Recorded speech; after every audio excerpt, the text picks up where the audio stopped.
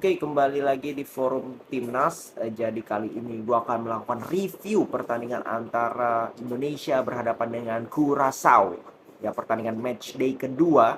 Ya, di mana pertandingan pertama kita sudah bisa menang 3-2 melawan Curaçao. Dan kali ini main kembali. Ya, dan memang kalau kita lihat eh, dari susunan starting line apa yang diturunkan oleh Sinteyong itu ada beberapa perubahan ya, terutama dari segi formasi dulu kita berbicara. Formasi yang diturunkan oleh Sinteyong pada pertandingan kali ini adalah 4-2-3-1 yang biasanya dia main dengan 3-4-3, tapi kali ini dia main dengan 4-2-3-1. Ini yang seperti yang gua sering bilang bahwa Indonesia Sinteyong harus mencoba formasi lain. Ya, 4-2-3-1 menurut gue sangat-sangat cocok untuk timnas kita. Ya, di sini ada Sadil, Witan, Egy, dan juga Dimas di depan. Dimas Derajat. Dan kelihatan dari babak pertama, dari awal-awal kita langsung melakukan press. Ya, kita tidak membiarkan Curaçao bisa dengan mudah mampu memegang bola, menguasai pertandingan. Sehingga banyak sekali salah passing. Karena kita melakukan press. Pressnya juga tidak sembrono, dalam arti tidak gerusak-gerusuk. Artinya ada momen tertentu kita press, high press, 5-6 pemain. Dan itu nggak bisa lepas Curaçao. Dan kelihatan kualitas Curaçao ini memang sangat jauh dari kata bagus kalau menurut gue ya. Untuk peringkat 8, katanya peringkat 80-an ini sangat jauh kalau menurut gue. Sampai kita dapat gol. Sebenarnya golnya itu bukan gol set play, bukan gol cantik. Ya, simple goal dari Dimas Derajat memanfaatkan rebound. Dan tapi ini yang dibutuhkan memang oleh Indonesia, goal getter seperti ini. Yang bola itu nggak perlu dia datangin bola, tapi bola yang datangin dia. Nah, Dimas Derajat dalam hal ini bisa membuktikan itu. 3 pertandingan terakhir, dia bersama dengan timnas 3 gol mampu dilesakan. Ini membuktikan apa? Bahwa timnas kita sebenarnya punya pemain seperti ini. Tapi belum diberikan kesempatan. Sekarang Dimas tampaknya sudah menjadi andalan baru nih untuk Sinteyong dan juga timnas kita. Semoga dia bisa konsisten, karena kita juga ingat bahwa setelah U19 dia bersama dengan Evan Dimas, dia juga hilang, ya kan, nggak konsisten juga baru akhir-akhir ini. Nah, kita lihat dia masih 25 tahun, masih cukup panjang karirnya. Semoga dia bisa menjadi jawaban dari kekurangan striker dari timnas kita. Semoga aja, dan gue sudah melihat positif sekali perannya. Nah, lalu apa yang sebenarnya terjadi di babak pertama? Bahwa babak pertama ini sebenarnya ada uh, sekitar 15-20 menit Curaçao nggak bisa apa-apa. Mereka hanya kuasai bola, iya, tapi di lini pertahanan aja. Ketika mereka mau melakukan progresif pass, hilang semua. Dari mungkin 10 progresif pass yang gagal itu 9, mungkin satu yang berhasil. Baru di sekitar menit 20 ke atas dan mereka dapat peluang. Dan beberapa momentum ada sekitar 5 menit mereka mendapatkan beberapa peluang. Setengah peluang. Tapi kita akui juga defense kita ini bagus. Ya, defense Indonesia ini bagus sehingga pemain Curaçao itu tidak mendapatkan ruang yang begitu baik untuk bisa melepaskan tendangan-tendangan. Ya, minimal kita press. Nah, ini yang gue suka. Dalam arti oke, lu sudah unggul 1-0, gak usah high press lagi. Walaupun sesekali bisa di high press, tapi lebih bertahan di babak sendiri, lebih kompak lagi secara defense, jaga zona masing-masing. Dan itu sudah ditunjukkan, Kambuaya mainnya keren pada pertandingan kali ini. Di babak pertama ya, ini gue bikinnya di break babak pertama. Dan nanti gue akan bikin setelah break babak kedua, gue lihat nanti seperti apa pertandingan di babak kedua. Tapi babak pertama, Kambuaya main keren, Egy main lumayan, Witan juga bekerja keras, Sadil ya mungkin agak kurang, tapi cukup berbahaya juga, cukup menarik perhatian juga di sebelah kiri. Dimas mainnya seperti tadi gue bilang, di lini belakang pun solid, Yakob, Arhan, siapa, Elkan dengan Rido. Dalam arti ini bisa combine dengan 4 back dan pertahanannya solid. Ya kan, tidak perlu bermain dengan 5 back. Irianto main sebagai DM juga bagus. Artinya bisa. Tinggal bagaimana kita berkoordinasi aja gitu. Dan itu sudah ditunjukkan di babak pertama. Memang kita nggak mendapatkan banyak peluang juga, enggak. Beberapa kali counter juga kita sering gagal.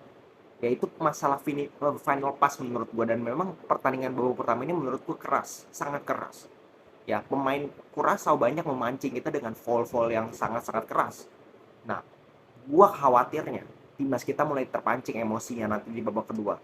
Sadil tadi sudah mulai kepancing, dia pukul seperti itu kalau di internasional pertandingan yang resmi banget, di turnamen itu bisa kartu kuning bahkan kartu merah. Jadi harus berhati-hati. Emosi, pemain kita tuh banyak pemain muda. Ya, yang sulit dijaga oleh pemain muda adalah emosi, mental, ya konsistensi. Nah, coba kita lihat nanti babak kedua. Curaçao, kalau gue bilang di babak kedua mereka kan lebih frontal lagi, ya lebih frontal dalam arti yang secara sporadis serangannya, dan kita lihat nanti seperti apa Indonesia dalam bertahan, dan juga mereka harus bisa memanfaatkan setiap counter yang mereka punya karena mereka punya pemain-pemain cepat yang tadi gue bilang. Ya, dan mobile sekali, Egy, Witan, Sadil itu sering bertukar posisi.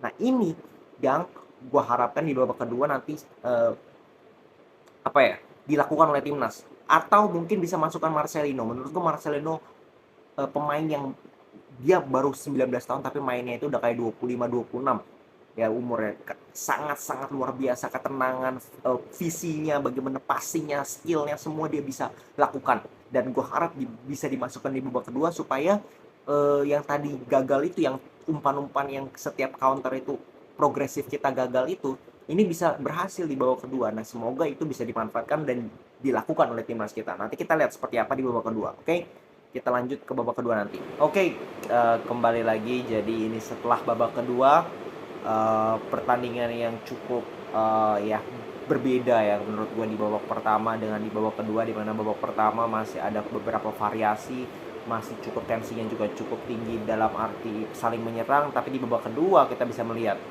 ya memang kita gue tunggu kan, gue bilang permasalahannya adalah di mental, di emosi ya, itu gue tunggu, dan memang kita kebobolan di menit-menit awal itu ya, it happens ya, gol yang menurut gue karena tidak fokus ya dari lini pertahanan ya, kalau nggak salah Rido juga sempat dia mau intercept tapi akhirnya gagal ya, jadi itu gue anggap ya oke lah, anggap aja itu kurang fokus di awal-awal. Nah setelah itu praktis gue bisa bilang pertandingan di babak kedua ini cukup membuat gue cukup bosan ya, dalam arti boring sekali ya.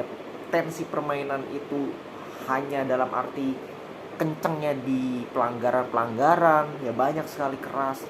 Curaçao bener-bener gue bilang ini tim, gue bingung gitu, peringkat 80-an 84 tapi mainnya itu benar-benar kayak Tarkam gitu ya. Jadi ya gue bilang apa ya, inilah membuktikan bahwa ranking FIFA itu sangat apa ya, sangat klise ya, sangat kadang-kadang bertolak belakang dengan keadaan yang sebenarnya, bahwa Curaçao ini benar-benar tidak menunjukkan apa-apa ya. Mereka ya mainnya gerasak gerusuk, foul nggak penting, pemain sampai dapat kartu merah, si Juninho Bakunya yang katanya main di Birmingham, benar-benar tarkam habis gitu. Jadi kesannya itu benar-benar pertandingan yang sangat bosan, banyakan berantem, banyakan bolanya stop ya. Memang kita juga terpancing, terbukti pemain-pemain muda kita terpancing emosi sehingga permainannya nggak sesuai dengan pattern.